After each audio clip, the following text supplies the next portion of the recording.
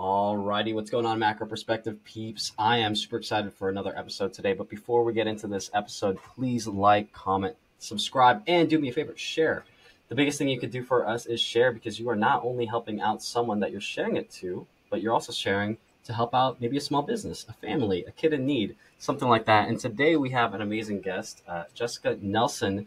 Today, she has a little dossier here with us. She's the team leader at Texas Elite Builders, the EXP. She's the head of sales at Preston Trail Homes. She has a bullpen virtual prospecting school, which is really cool. And what she likes to say is she's a single earner, parent of twin daughters that are 12 years old, and her daughter is an elite softball player. She's had that. And with that being said, Jessica, thanks for being on today. Would you mind just introducing yourself, what you're up to and what you're excited about? And we could just kind of get into a cash conversation today on the Macro Perspective.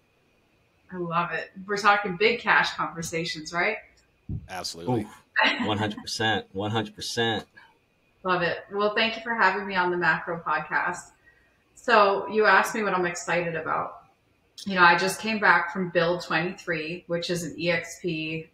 It's a convention.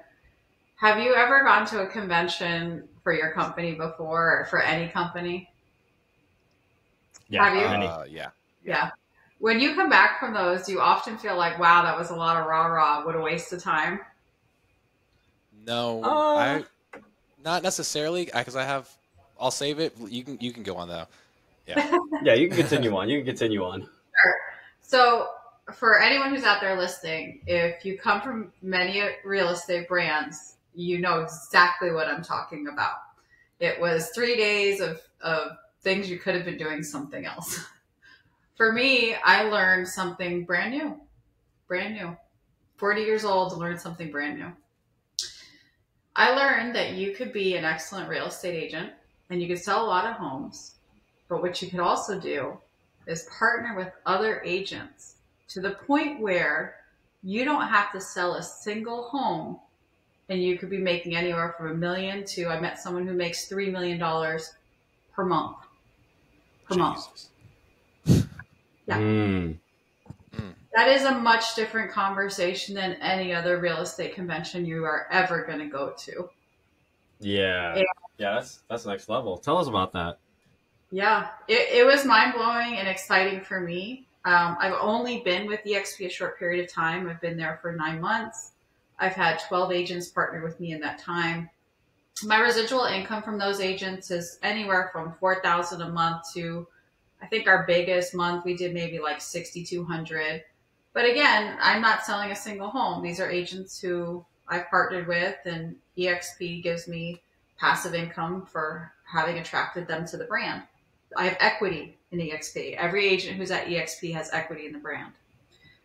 So the people who went on stage who gave us, trainings this past week, they talked about how can you attract more people to join you. And then not only that, because nobody wants to be a sleazy recruiter. That's just, nobody wants to be that person. How can you provide them value and give them tools to make them super, super profitable? So this past week, I'm just blown up on EXP steroids, and I'm ready to go out and make a bunch of people rich. So, man, I like that. Jessica, my initial thought here that's like red flag is like, how is this different than MLM? Yeah. You're talking about like, what is MLM again? Mid-level marketing? Multi-level. So like you're saying you as ex-partner at the helm then has 10 agents under you, and then you're getting like a commission relative to that. Is it like that? Like, I mean, obviously it's always beneficial and it seems super attractive, but like, yeah. So that's a really interesting question. And I asked the same question before I came over. Is it sleazy? Is it a scam? And I want you to take a look at Realogy, for example. Do you know who Realogy is? No, but I can pull it up really quick. Realogy. Okay, so Realogy is the umbrella company for Century 21, Sotheby's, Better Homes and Gardens, Coldwell Banker. So they own all of those brands. You want to know who makes the money in those companies? Brokers? The CEOs, do any agents have stock and share in that company? Do they have the ability to own a piece of that company? The answer is no. So here you have a lot of real estate companies that are doing the same thing. You can buy a franchise. Okay, now I own a franchise. And everyone underneath me works for me, and I make money off of them. Do those people who work underneath me make anything in terms of ownership, in terms of rev share, in terms of stock? They do not. So really any company that's traded on the stock market is in some way MLM. Like we give it this name, but it is what it is. There's hierarchy. Yep. EXP is the only one that gives agents the ability to own a portion of that and to get rev share. That's pretty good. Okay. Ownership and rev share. Everybody wants a little. I mean, you're a little more invested if you have like an ownership stake in something, right? Yeah. You're immediately, your sweat equity is already there, right? And guys, you see it in the way that these agents behave.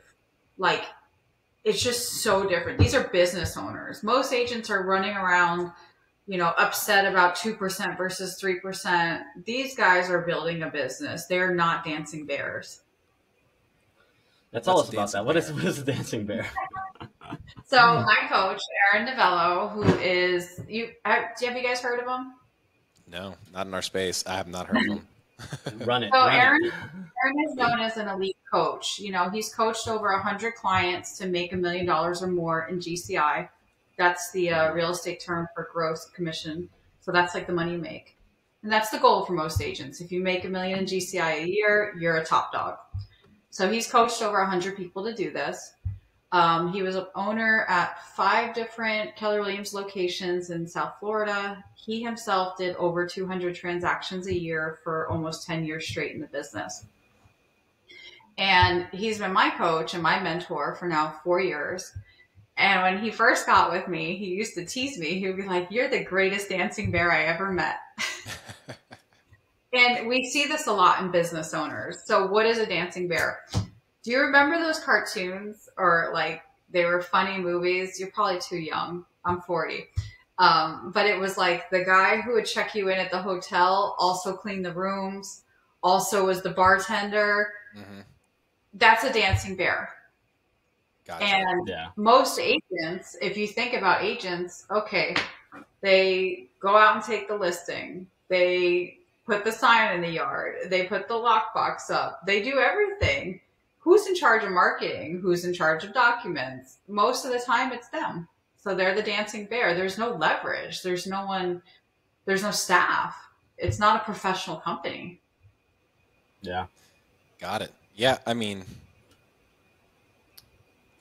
anybody that's like going into into business for themselves as like an entrepreneur, solopreneur type, right? They're wearing all the hats, like you just said. But if you look at the ones who really take off, the people you've interviewed, you'll go back and see this throughout. Who are the ones that went from 1 million to 10 million, like make quantum leaps? They use leverage. Got it. And they're leveraging their team. Either human capital, hiring the right people, or, finance capital, getting the right investment to do what they need to do. There's some sort of leverage there. Yeah. Or like even media, right? Like marketing, right? Absolutely. Social media and attention compounds. Yes, we know this too well. This is we actually had a content creator on our last episode that was talking about, kind of being a dancing bear in a sense, because they like having the ownership of all their ideas, but it's also kind of unique to that space where they're editing. They are the editor. They are the filmmaker. They are kind of everything. And the leverage isn't quite there unless it's like to a bigger corporation. But then they're like, I already know this thing's gonna flop because they told me what to do and they're not letting me be me. So it's like interesting from a creative lens how that can sometimes work against that person's livelihood in that scenario. But in this space, it's definitely more about like, I can give you the example, Jessica.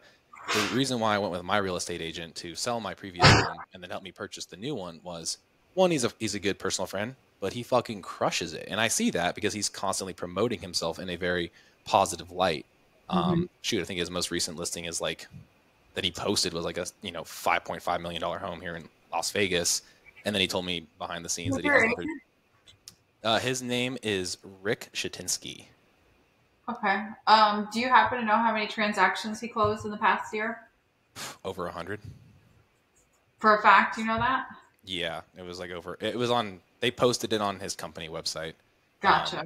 Yeah, he was like the top dog. That's rare that actually happens, because what I'm noticing now, especially with the people who are like on our team, we have a gal that had never sold a home, never in her life. She was reposting content from other agents, and people were like, "Oh, she's crushing it! Like, look at all these $10 million homes in Preston Hollow."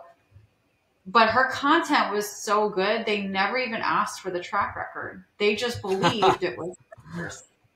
So That's funny. I didn't play your agent, but I do think that there's something magical about great content for an agent. Yeah, and it's not even that it's like visually appealing. It's just like I know him and I know his work ethic, so it's different. And I also was coaching some people in nutrition that worked for him, and they're like, I just want to get to his level. And it's like, you know what I mean? So it was like I would hear people aspiring to be at his level. And yeah, I know Greg Tan in your market, and I know John Sullivan and Dan Mum, but I don't think I've had the pleasure of meeting Rick yet. Yeah, I feel like his role is changing because he works for Huntington Ellis. Oh yeah, that's where they are. Yeah. And I think he is with Tan. So so he's like, I'm sure if you asked about Rick, you would probably hear great stories about him, because again, I mean, I know that there's like a certain image that's captured.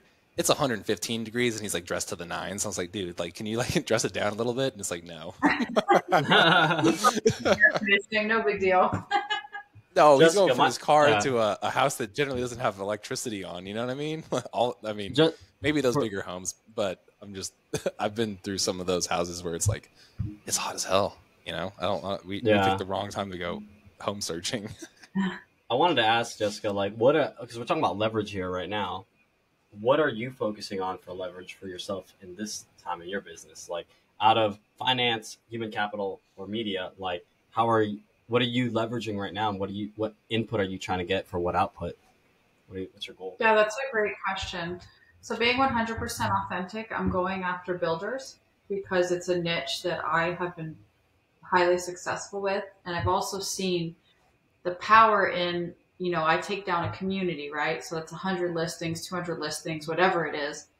Now I can partner with the local agents who are, you know, they're kind of running around in this shifting market, not knowing what they're doing.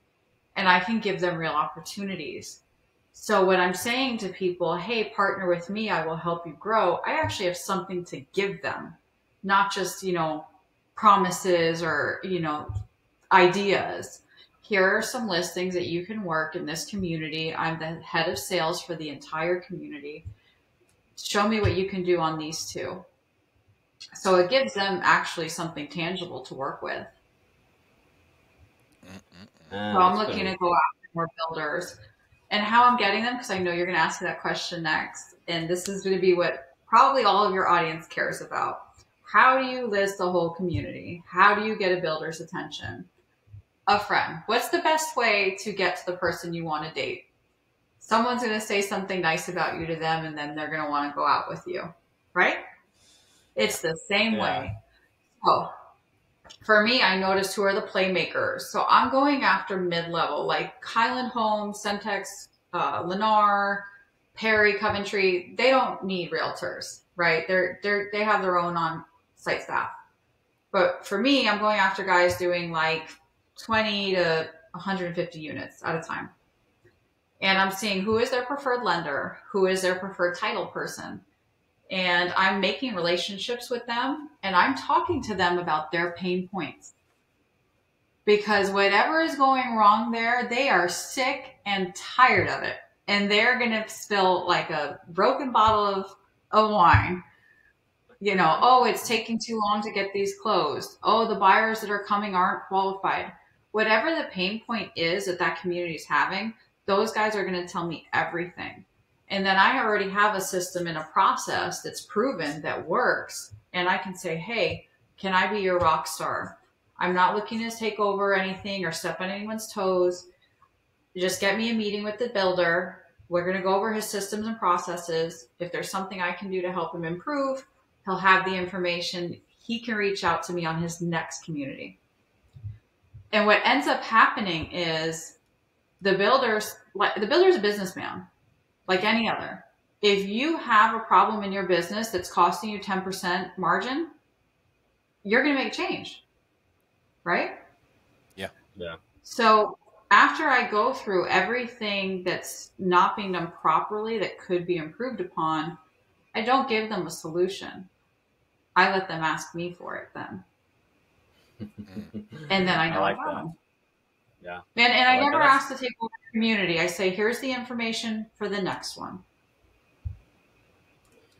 So it seems like you gotta open up the door a little bit, have that little dance that you're doing, have that combo, and from there you kind of see everything. You see all their problems, all their issues, right, and what you can do, and from there you just kind of make it known. Yeah, make it known to them, like, you need a champion to get you in the door first. Yeah. And like short-sighted realtors, they will never do this. They're not going to spend hundreds of dollars whining and dining a lender. They're going to be like, lenders take me out to lunch, you know? Mm-hmm. Yeah, sometimes you got to drop the ego a little bit, right? You got to drop the ego a bit and do that. Hello. But think about that. How many people cannot drop their ego? Again, this is leaving the door open for you. To me, I would rather spend all my time and money getting close to people who can champion me to, you know, portfolios of listings than I would cold calling complete strangers, expireds, or FSBOs. The residual on taking over community is so impactful. When you're the head of sales and those people go to sell, who are they going to call? Well, you. Yeah. Well, let me ask them. So now, like, you wine and dine. You know, it's funny. Like, it's like a drop in the bucket to like have a conversation with someone. And then to have that relationship, the doors that you open are insane, right? Once you're in that community, once you're in there, like, Jessica, what are some of the solutions that you're trying to run into, or like, what are some examples that you've seen recently that you're like, I talked with this person. Later on, we started working together. Now I'm in the community. Yeah. Here's what we're doing. If you have anything like that. Yeah. So some common themes I'm seeing with the mid-level builders, there's an issue with awareness. So they think that they can just sell locally and people are going to know them because of who they are. They don't spend any money on social media marketing, nor will they. So, you know, I actually partnered with a gal. She's one of the top TikTokers in the area. I said, hey, I really want you on my team. And she said, hey, I need to do more business. So we got together and I knew immediately that she was going to help us with our social media and our reach. And for her presence, for her skill, I gave her, you know, a big chunk of our business. I think last month she made like $65,000 in commissions, right? She had never sold a home for more than, I think her biggest commission was like $6,000 before that. So that was the first thing I did. I made leverage of the right people to give builders what they needed, you know. So that was number one. Number two is that I noticed, other than awareness, they have an issue with like investor deadlines and raising capital. So any realtor can sell a home. You should be able to do that. Like, you know, that should be kind of like easy. How many realtors are going to go out and help raise money? Nobody. They don't even know. They don't even understand that concept. Yeah. So immediately what I've started doing for builders is helping them to raise money. I'm not, you know, SEO licensed. I'm not taking a fee. All I'm doing is taking their list of previous investors and people who they already have relationships with and prospecting for investment for them. And that was huge. Like that right there alone will get me hired 99% of the time. a realtor who's willing to fundraise capital for a builder, it's huge. So the first go around of that though must have been pretty difficult, or was it not hard at all? It was like, now I feel like you're pulling from a network of people that are like, they know your system, so they're like more invested in you because you showed them the proof is in the pudding kind of thing, you know? Like, Well, when you believe in the product, it's like not hard, right? So, you know, the builders I work for, I genuinely like them and I trust them, and they're people that I want to be in partnership in business. I'm not just raising money for someone I just met, you know? Yeah. By the time I get to that point, like, I know their families, our kids are friends, you know, we're pretty well invested in each other by that point. So when I'm asking for capital investment, it's pretty easy because I believe in the product and I see it as a privilege to get involved. Yeah. For the consumer. yeah. For the investor. Yeah. And yeah, it's funny you mentioned that about like the procurement of funds to help with like the mission here, and the mission being to like obviously sell the home, right? But it's funny because like, ironically enough, that's like what Seamus and I are trying to do right now, is like kind of prospecting people to see if there's some way to kind of go about with our endeavors, getting somebody to help. Again, like, we need some capital because it's hard to just create something out of thin air because you got to pay people, and the leverage runs dry when it's just like self-imposed, right? Or you're personally funding it, right? Try to go to a bank. They're like, are you doing $250,000 a year? They're like, no, don't even talk to us. We can't give you an SBA.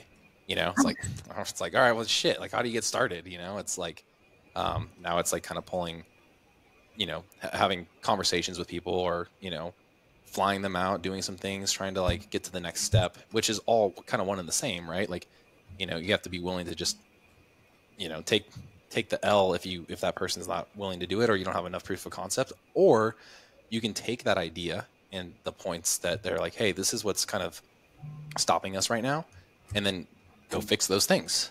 So Yeah. I would think that in your space, somebody has to believe in it. You know, when it comes to real estate, it's so easy to fundraise for because it's every book you read, invest in real estate. Yeah. Real estate always goes up. Probably it's for you, you're going to have people who just don't understand it. Oh, we know. Yeah, this is not, and it's not super scalable. And it's either like they have a passion project with fitness or health, and like they align with the message. And there's something that they've seen of value with somebody around them, and with somebody in the space. Because again, like, they're going to maybe get their, whatever that ROI is, depending on like the loan that they might give. And then there's not, like, it's not super scalable, this type of business. It's not like real estate investment where you can keep coming back and we're going to be like, yeah, we need money from you again for this next, you know, upstart of the project. It's a different angle. And sometimes, you know, sometimes it's like making probably me question, and maybe Seamus too, is like, is this the right thing? And again, we align more with like the mission of helping people more so than like the fiduciary benefits that would come with like, you know, making money per se. But of course, everybody wants to still make money. Not that I don't necessarily not want to make money. I got numbers I want to hit, you know.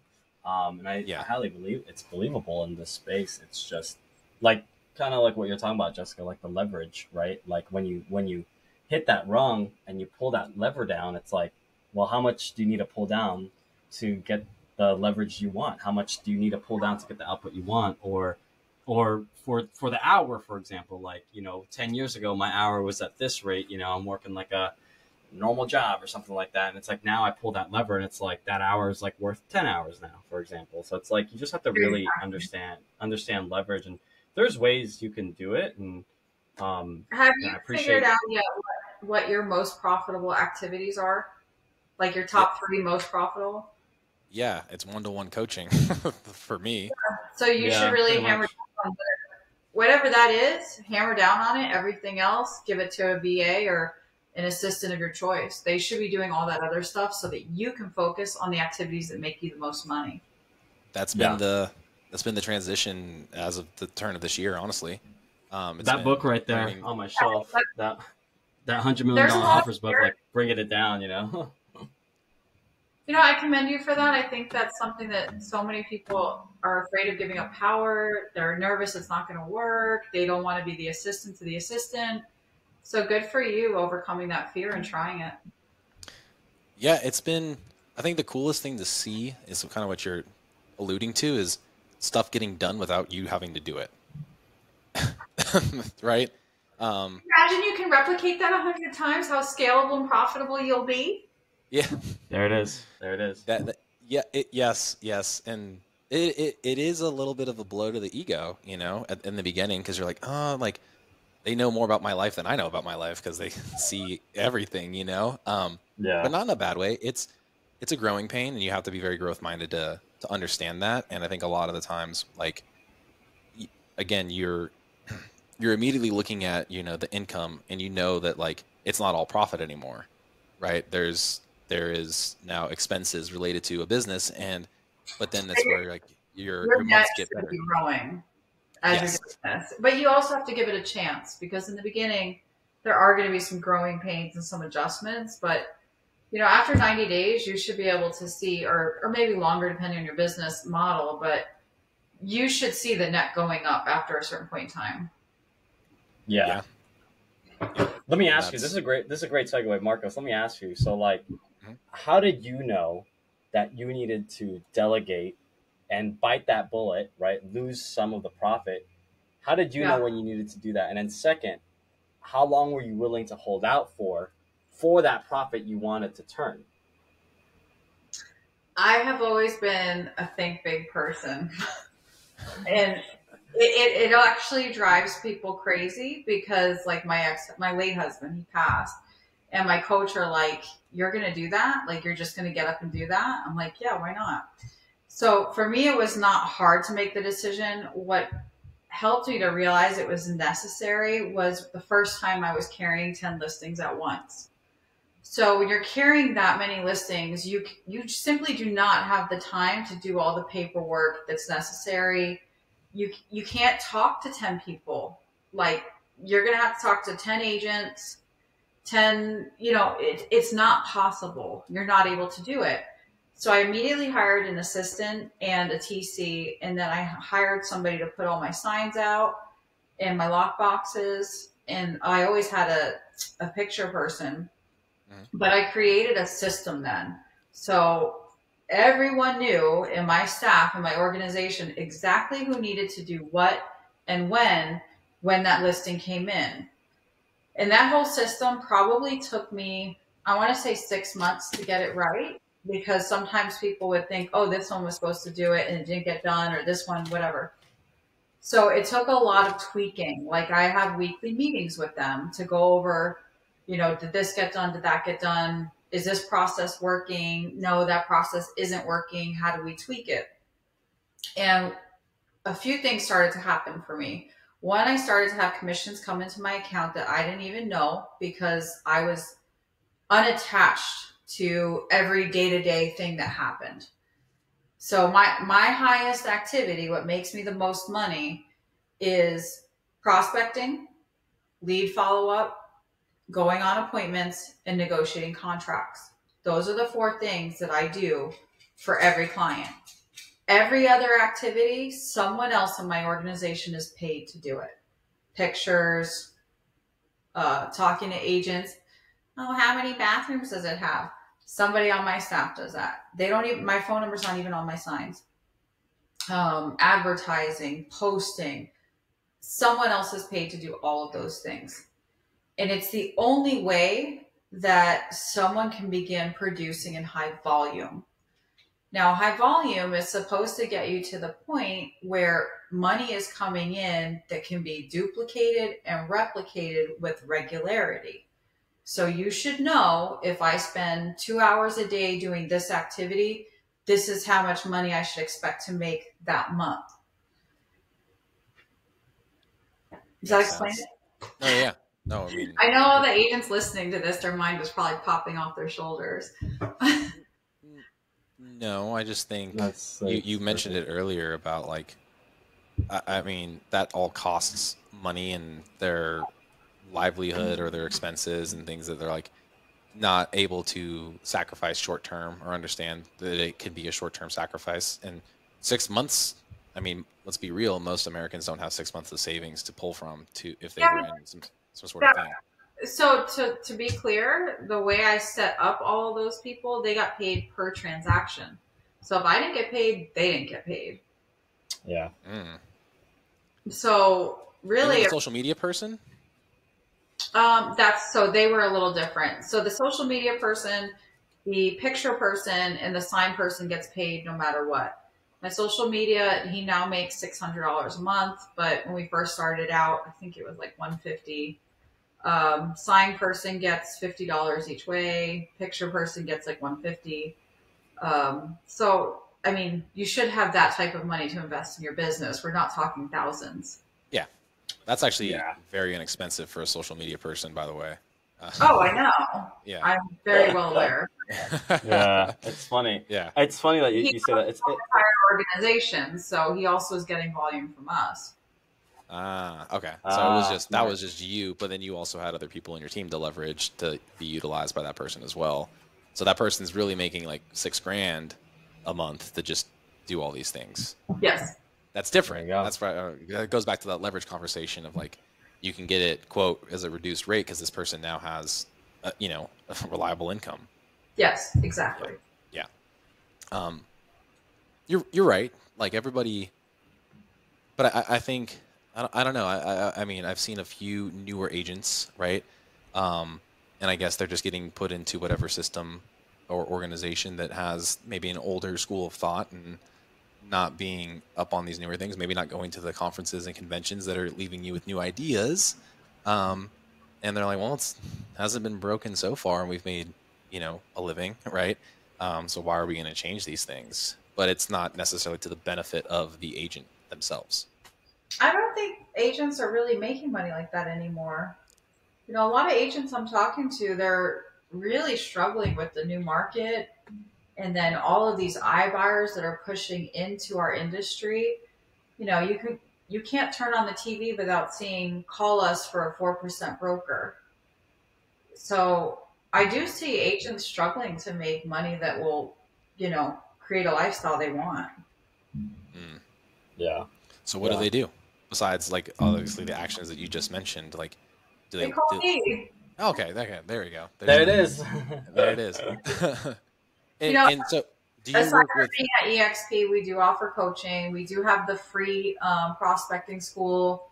So there are a lot of tools that we offer to help people, even if they are already at EXP. You can still connect with us. Well, let me ask you this question: would you advise somebody right now, if they were just to go off the street, quit their job, and become a real estate agent? Would you say that with your system, that they'd be highly successful in doing so? 100%. If they have the cojones to do it, 100%. How long do you think it would take them to get to a place where they're comfortable? The gal who just partnered with me within 60 days, she cashed out at $65,000 her first month in commissions. Yowza. That's like. Well, and is she repeating that now? Yeah, is she going to repeat 60 or she's going to go up more? That was just her first month with us.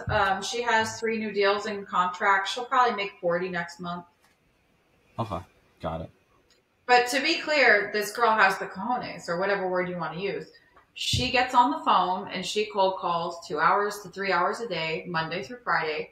She goes and meets with strangers and talks to them about selling their house. She practices everything we give her to do. She's extremely coachable. So I'm not by any means telling you that it's easy or that, oh yeah, this is piece of cake. She put in the work. She did it. We gave her the direction, but she put in the work. Yeah. I think, yeah.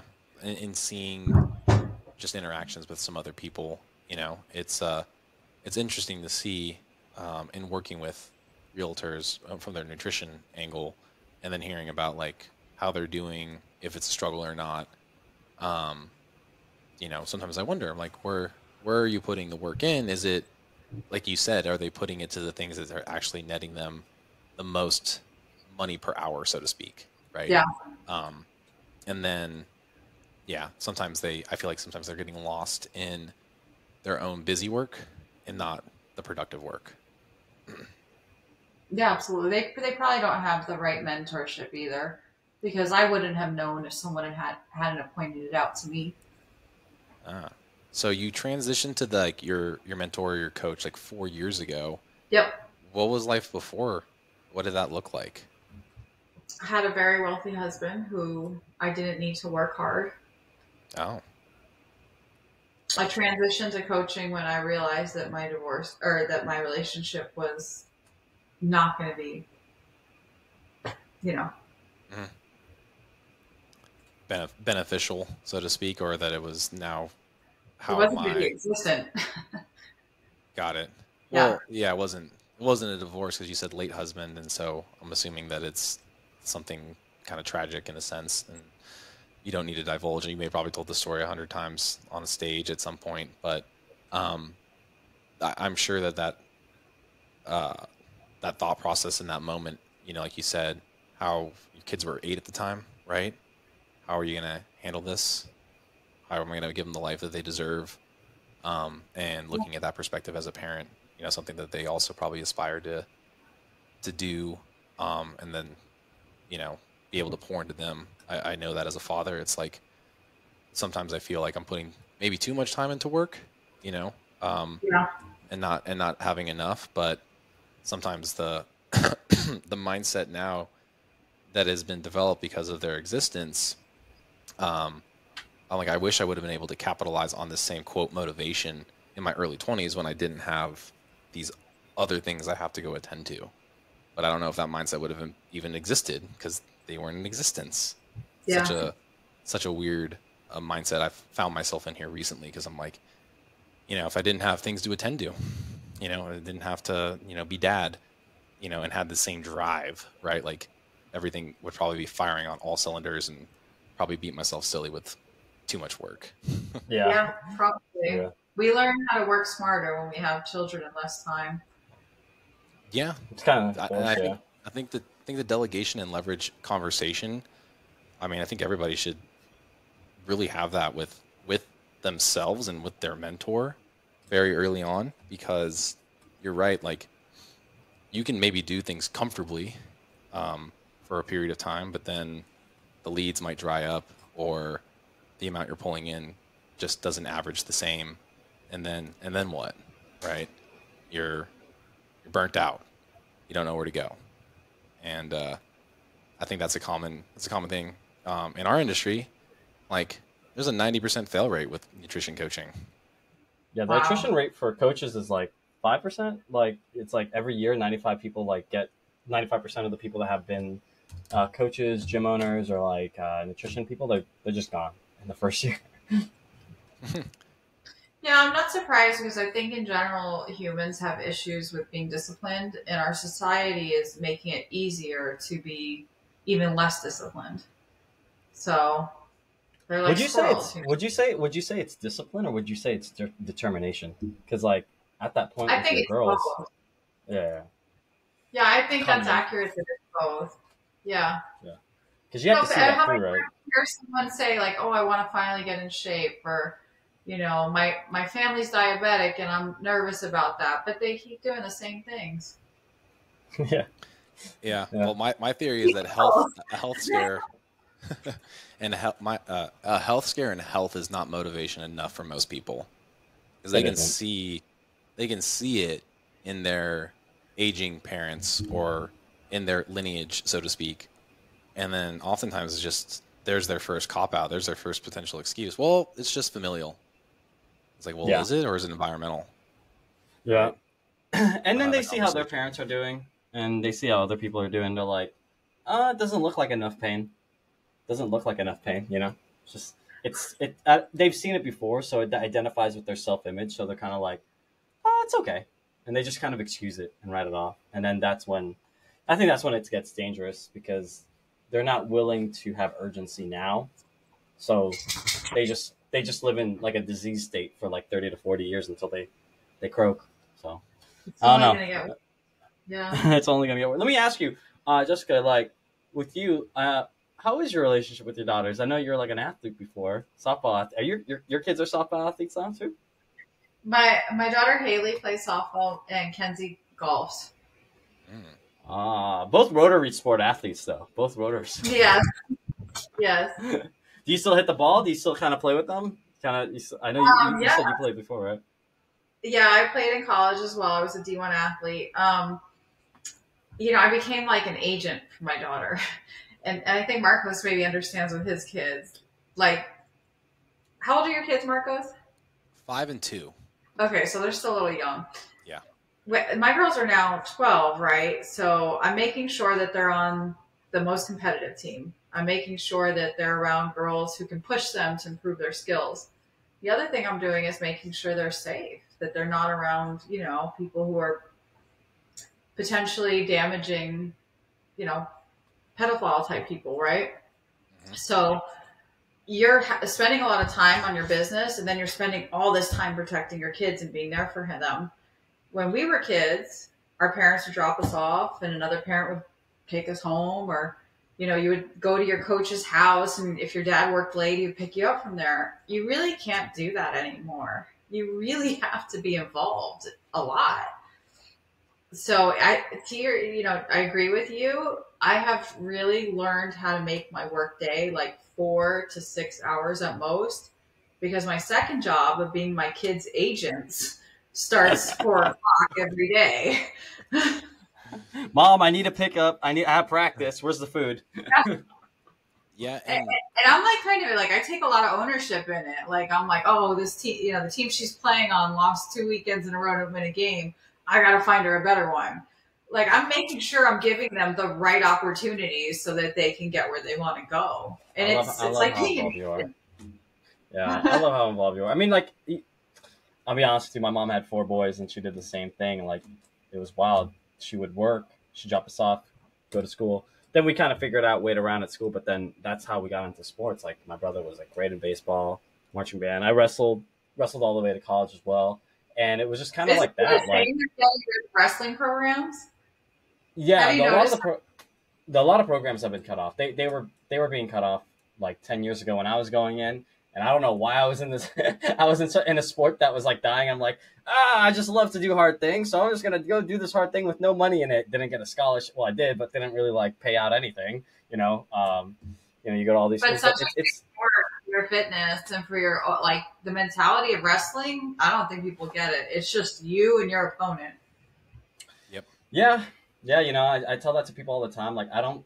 It's not a sport that I would wish upon anyone because like it it's a different mindset. Like I'm happy go lucky, but if you allow me, if there's anything that allows me to go to that side, I'll just be honest. Like if I go to that side, like there is no turning that off. I have to see it all the way through. Um, and like and people have been on the other side of that in my matches and other things like that, and I've been on the other side of that of other people, and it's like, well, mano y mano, right? And just get up, shake hands, and try it again. Yeah. But yeah, you have to go to a different mindset. And I mean, with that being said, like my mom was like, she was like that too, kind of like what you're doing. Like, hey, I just want them to have the best. I want them to do the things, but it was hard for her. You're single income earner, single earner parent, or single parent, right? She was single parent, 4 boys, but she had to do like 2 jobs, sometimes 3 jobs, just to keep the lights on for 4 boys. And she wasn't always there. Like, I know you're saying like, hey, I'm trying to keep my kids away from predatory types or things like that. I think that's a lot more for women, right? For girls, teenage girls. Mhm. Like, I was a boy, so I don't think like she was worried about that. For me, 4 boys, she's like, you're good, you're good. But I don't think if there was any suspect of that, I don't think there was any kind of person in my life that was trying to groom Yeah. me or do anything like that. So I don't know, but I respect that because you obviously want to be. I mean, I tell this to Marcos all the time because my life is turning. I'm 29 now, but my life is turning, and I want to do things. I'm like, yeah, I kind of want to have a work-life approach where, yeah, I do pick up my kids and I'm doing jiu-jitsu practice with them, or I'm in practice with them. I don't want to miss anything. I don't want to miss anything. Yeah. That's great.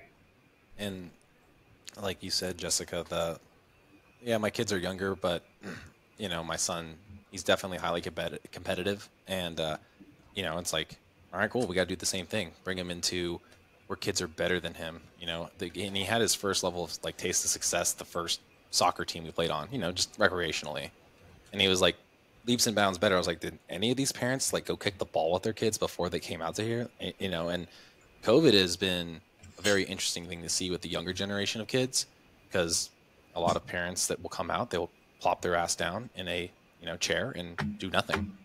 And then I'm like the coach over here was struggling. Like, I personally didn't want to coach, and then I ended up coaching the damn team.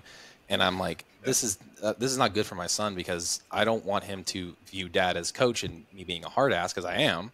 That's my nature when it comes to like the things I become passionate about. I want to be there to like support him and do the things with him, on the side to help him better his game. And so now my wife's like, all right, we're going to go do this like indoor soccer league during summer, because it's hot as balls here in Vegas.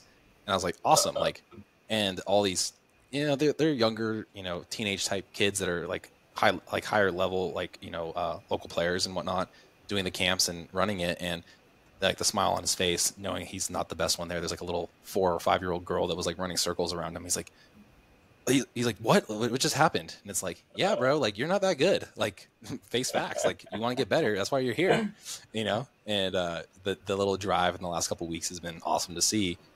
And then my daughter just is trying to soak it in. She just observes and then just goes and does, because that's what brother does. And it's the cutest thing. And, the world as it is for a man or a boy, completely different, and like my mindset's completely changed, because I am more worried about that.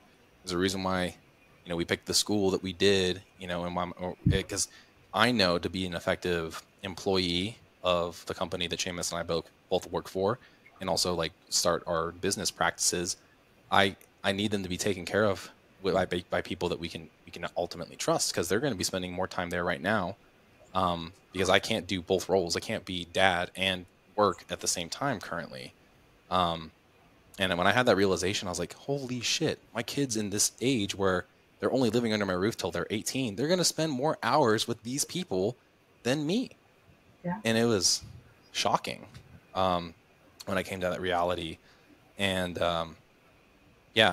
being a part of the kid's life and like kind of disassociating the work-life balance is still new. And it's just like, I'm like, I wish there was more time in the day. I wish there was an 8-hour workday and an 8-hour like time with kids, but it just doesn't break down that way, unfortunately.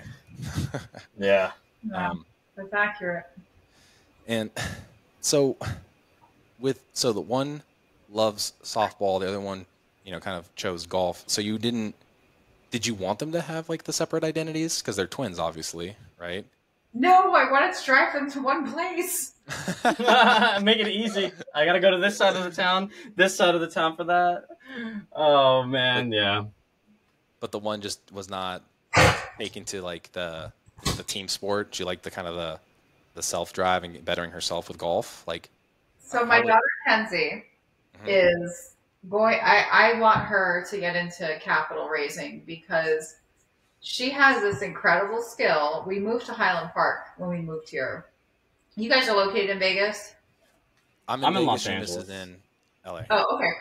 So Highland Park is like the Beverly Hills of Texas, or the Summerlin of Las Vegas. I work in Beverly Hills, so yeah, I get it. That's awesome. And Summerlin would be pretty accurate. Or there's little pockets all over in Vegas. Yeah. So it's not just that it's expensive, it's also that it's a very closed community where generations of families have only kind of hung out with other generations of families, and they don't really let outsiders in. Mm-hmm. And when we first moved there, it was the transition for me. I'm a Jersey girl, and I'm very Jersey. And it took me a while. Same thing with my daughter Haley's just a little bit shyer. She's kind of shy. Kenzie immediately, I don't want to name the families that she's become so close to, but she's gone on private jets with them to their jets, to their homes in Mexico, their homes in Sandestin, Florida.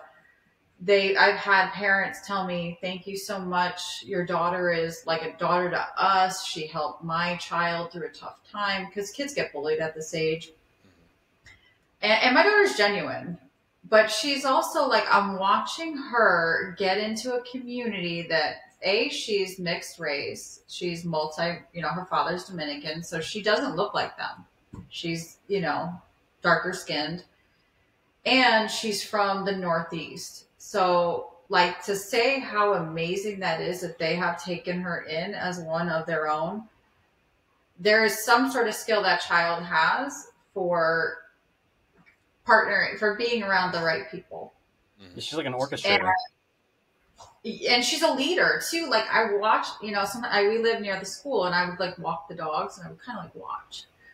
I was being a creeper. They tell me, they're like, Mom, you're so creepy. So I was like watching them, and I saw her at recess, and she's, directing. She's like directing traffic, like telling people what to do and where to go. And I just saw her leadership skills, and I realized that my daughter is very special. We fight because we're so similar, and because she's rebellious, and because she has a strong mind. But there is something about that child that I know she is going to be good no matter what happens to her in her life, and no matter where she goes, she's going to be successful. I wonder how she got that. This is just something here. And she's just probably like soaking that in, or she's just like watch her. I'm not going to say that she got that from me, because, I pick my friends based on, do I like hanging out with you? I don't care if your name is on the side of a building. No. I wonder how she got that. That's interesting. She's just a savant in being a leader somehow. She's taken, I call it social climbing, but other people call it philanthropy, because you know how to hang out with the right people. Mm-hmm. She's really a leader, and she knows how to make people comfortable and how to be a genuine friend and someone that they can count on. And golf for her was an easy transition, because she said to me, Mom, I want to go to Harvard just like my stepfather, who passed. And I need a special skill. I don't play an instrument. She used to listen to him talk. He was like, if you want to go to Harvard, you have to be an idiot savant in something. and he was right. Like, he was a numbers genius. He could tell you, based on what your birth date is, what the time of, he would tell you the day you were born, if it was a Saturday. He was really super stupid smart with numbers. But he used to tell her that, if you want to go to a school like Harvard, you have to really be specialized in something. So she went up and figured out by researching it that there's a ton of female scholarship money that gets left behind from golf. She has a natural ability for, eye-hand coordination. I played softball. Her father's a Dominican baseball player. She was like, I don't want to play softball. That's not a sport that's going to serve me. So she asked for golf lessons. And then she, got good at it. And she's getting better at it. And this is something that she feels fits her lifestyle.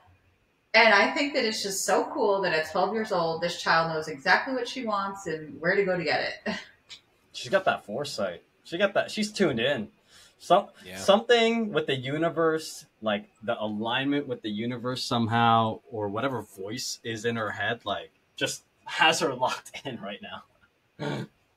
I have been taking her to 10X Growth Con and major real estate events since she was 10. Not actually 9. I took her to a Lamborghini event in New Jersey. No, that was Ferrari. So I've always put her around, but what it soaked in for her, it did not soak in for her sister.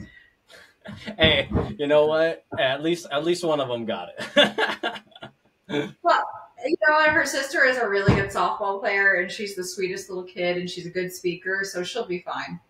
Yeah.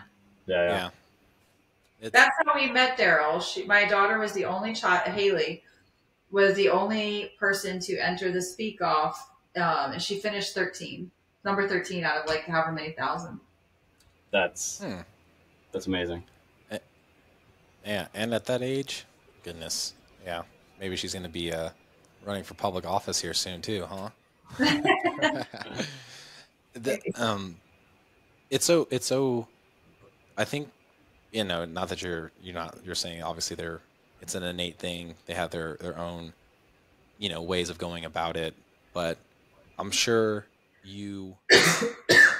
doing what you've been doing, it's them observing it and then interpreting it in a light that is obviously very influential, right? And something I kind of try to tune into like every time my kids are around, and it's been a really different kind of like growth mindset in that sense, because they're not gonna, they don't necessarily know what the actions are right now, but all they know is that like there are certain things that dad disappears for a little bit. What's he doing, right? And then they know it's a phone call, or they know it's like doing work. And I mean, I actually got like a Father's Day card from my son, and obviously they're brutally honest, and it literally was like, dad loves working, dad is always on the phone, and dad loves this. And I was like, well, damn, maybe I'm not putting enough time into my kids, and or I need to find a way to get a little more disassociation between those two lives. I don't know if that's the case. Sorry to interrupt you. No, yeah. So for everyone out there listening to this, especially if you want your children to follow in your footsteps, like if you want them to be an entrepreneur or, a business owner or something that you're doing, rather than, making more time for them by, finding balance and leverage, bring them into what you're doing, empower them. So for me, that meant, and maybe for your son, I would think, let him do a podcast. Say, hey, I want you to interview somebody. Yeah. And you pick the guest, based on something that you think your son would want to talk about. Give him some questions and let him do it. And I bet he's going to produce something from having watched you that will probably get you more views than anything you've done. I know the exact topic, and I know who the guest might be, Marcos. All right. Well, who do you think, Seamus? You've met my son, you know his personality. I want to hear that real quick. We just gotta get like a Pokemon person on. You know what's funny? He's probably would like more of a creator type. Honestly, yeah. Because he's definitely more drawn to like. But now you're empowering your son to do what you're doing, and you're giving him a direction to go in.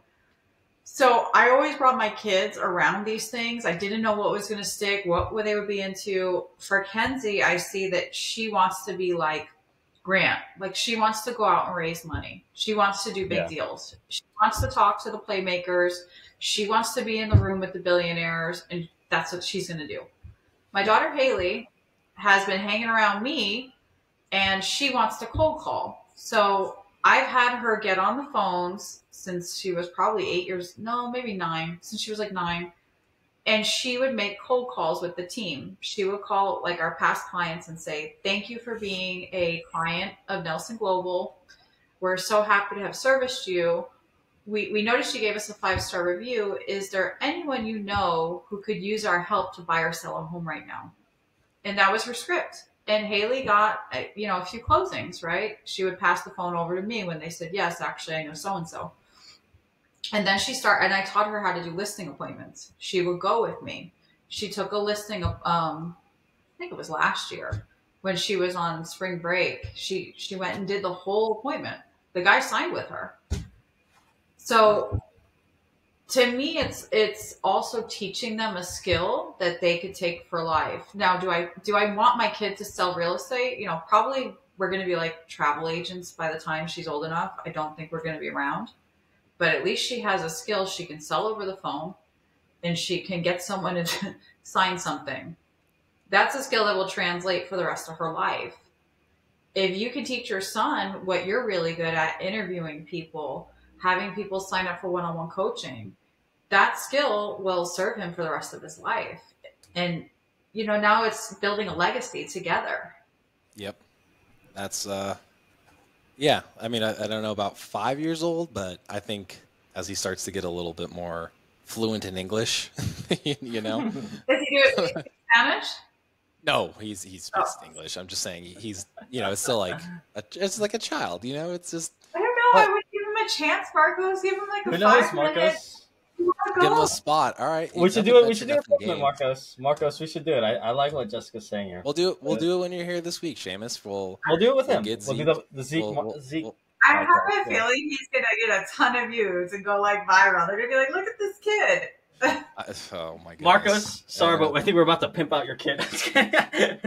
TikTok, TikTok love.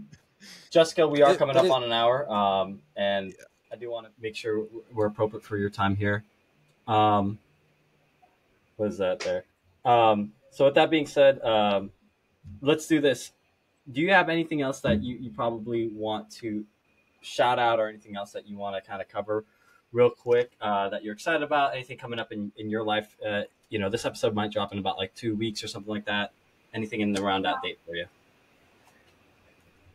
I'm just super excited to get back to people who need the help. I'm noticing as I'm talking to more and more people that inflation, all this stuff with the economy has had a severe impact, and it's mostly like really unfairly targeting single parents, specifically women. So if you find yourself in a need to make more money and you don't necessarily have more time to give, connect with me, because I can give you some strategies, and if you feel comfortable with them, they will help you to make whatever you want to make in 1 month. Boom. There it is. There it is. Yeah. Marcos, anything else to close us out, just to be respectful of Jessica's time? I just appreciate the insight, because if it was like kind of a bittersweet moment, and it was like he sees the drive, so obviously it's a good thing. But the way you just kind of put it in a way to like lean in and bring him along has been definitely on my mind, because part of the other thing that I'm working on with our team is a nonprofit to, again, give the message to the youth, and I want him to be a part of that. And it was really about understanding health and bringing it down to very simple things. And I did it with his class, and the way that his eyes lit up in that moment, it definitely made it really feel as if it was worth it. And I'm sure if he sees it enough or hears the spiel, next thing you know, he's doing it verbatim, and it'll be really cool to kind of see his interpretation of just getting it without it being like a formal education. So I really appreciate that, because I think it'll be fun. And now it's like, what would the topic be? What are you interested in? And maybe we reach out to some of those people that are content creators on YouTube that, my son would really just love to interview you. He sees us doing this all the time, and next thing you know, it's a really cool experience that no one's ever done. Who could say no to a cute little kid? It's hard to say no. I bet you never say no. I'm just kidding. I do. My wife tends to be a little bit more of the giver in that sense. Nope. Ask mom. You're the bad guy. Okay. I'll own the bad guy role, because I'm a hard ass, and my dad. Not that he was always more than gracious, still is to this day, but it was always like, got to really earn it, got to really show got to put the time in before I'm going to give you like a better glove or a better bat or a this or that. It was always really earned, and he's like, you never really showed a lot of passion in a lot of things. You were just good at everything, but you didn't like put the work in. So now I'm really like trying to put the work in, and still, my dad actually purchased us a better camera for some content creation as a result of like, I see all these things, I want to be a part, I want to help you out. What can I do? So, it really isn't, it's more about showing that like, just work hard, and that's what I want my kids to see too. Awesome. There it is. Well, I'm so I love it. to your life in some way. Thank you for having me on. It's been a pleasure. Yeah, we appreciate it so much. And to everybody listening, obviously we'll have everything listed in the show notes if you haven't seen it already, to get in contact with Jessica and her team of people, because that was a big emphasis for her. And then it seems like she's also so gracious to give you her time, which is obviously incredibly valuable, but she finds value in giving that to people. And we really love that, because that's what we align with too. I'm more than happy to shop with people 30 minutes to an hour, quote, free of charge, in a sense, because, your net worth is your network. And I think Jessica would probably say that's probably her motto, right? So until next time, everybody, Macro Perspective is out.